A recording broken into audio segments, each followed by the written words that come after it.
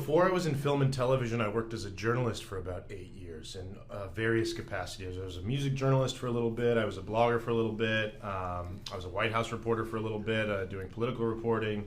I was just kind of a jack of all trades in that industry. And then I always sort of had an interest in film and TV and always thought that I might like to pursue screenwriting one day, but I didn't really have any idea how to break into the world. It can feel like there's a lot of obstacles to getting into entertainment if you're not in entertainment already. And so fortunately one day a guy named Mike O'Malley, who was the showrunner for this show called Survivor's Remorse that was based loosely on LeBron James's life. It was on Starz.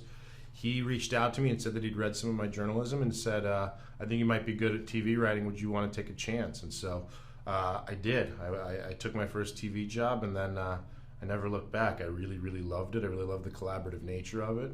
And I just went from there. This movie is about an author named Monk who is not as successful as he believes he should be.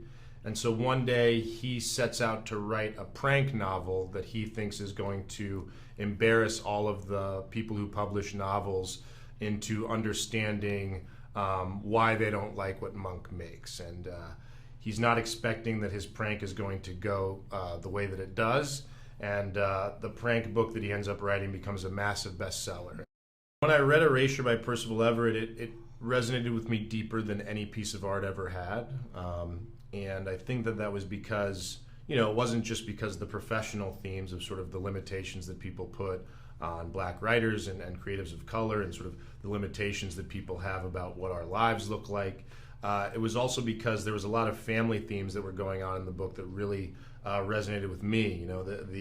The book is about siblings and sort of, I have two siblings, Monk has two siblings, and, the dynamic of those siblings sort of felt similar to my dynamic.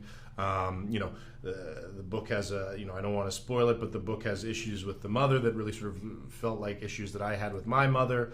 There was just all these kinds of overlaps between Monk's personal life and my personal life. And I think in order to sort of like make a really passionate adaptation that doesn't feel like bloodless, like you're just doing it by rote, you really need to find what speaks to you personally in the story. And so there was just a lot of it in the book that spoke to me personally, and I felt like really grounded and rooted in the story that gave me a way to find the courage to direct it, because I think if I'd been less passionate about the story, directing it would have been a much more difficult prospect.